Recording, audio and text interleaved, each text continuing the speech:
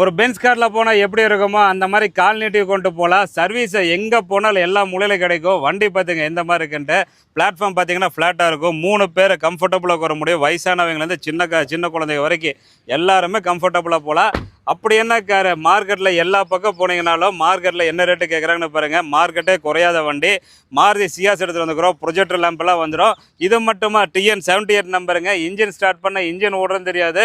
Engine beat பார்த்தீங்கன்னா ரொம்ப தெளிவாக இருக்கும். சீல்ட் இன்ஜினுங்க.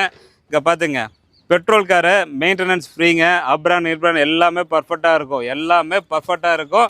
வண்டியில் எந்த ரிப்பேர் கிடையாது. எந்த ஒரு மேஜர் டென்டோ ஸ்க்ராச்சஸோ அந்த மாதிரியெல்லாம் எதுவுமே பார்க்க முடியாது. க்ளீன் கண்டிஷனில் சூப்பராக இருக்கும். ஃப்ரண்ட் 2 டயர் பார்த்தீங்கன்னா 50-60%, பின்னாடி 2 டயர் பார்த்தீங்கன்னா உங்களுக்கு 60-70% கண்டிஷனில் இருக்கும்.